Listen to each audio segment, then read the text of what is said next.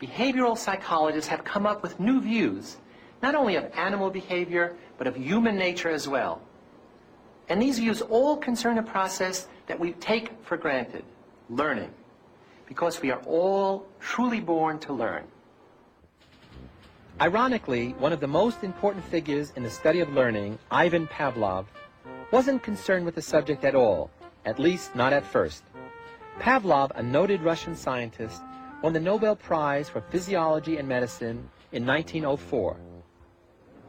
As this original footage shows, Pavlov was initially interested in digestion and the action of the salivary glands.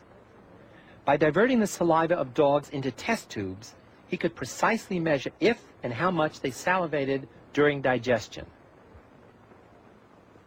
When food was presented, the dog salivated quickly, an inherited salivary reflex. But over repeated testings, a strange thing happened. The dog salivated before contact with the food. Just the sight of the food was enough to stimulate their drooling. Then, just seeing the food dish, or even hearing the footsteps of Pavlov or his assistants, was enough to trigger this built-in reflex. What was going on to elicit this response? Pavlov decided to find out by systematically varying the stimuli and measuring the dog's reaction. Metronomes, lights, and bells were all used as stimuli, and they all worked as stand-ins for the food. What mattered was not the kind of stimulus that was used, but the fact that it reliably signaled that food was on the way. Pavlov had discovered a fundamental type of learning called classical conditioning.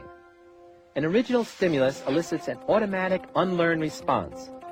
Both stimulus and response happen naturally. They are unconditioned. Then a second, neutral stimulus that never elicits the unconditioned response by itself is introduced just before the presentation of the original stimulus.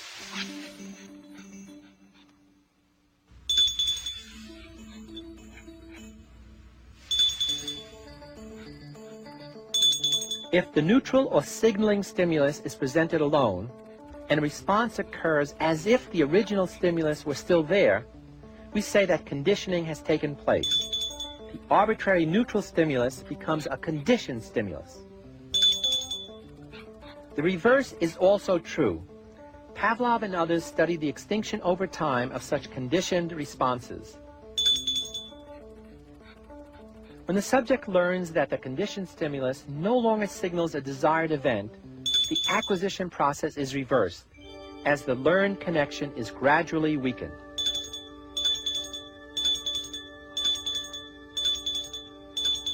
Pavlov's work, and the work of those who followed him, led to a remarkable conclusion, and that is, any stimulus an organism can perceive is capable of eliciting any reaction the organism is capable of making.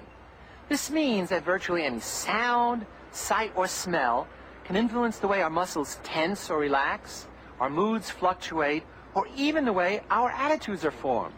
For instance, if I say, relax, and then do this, you're going to be startled and upset.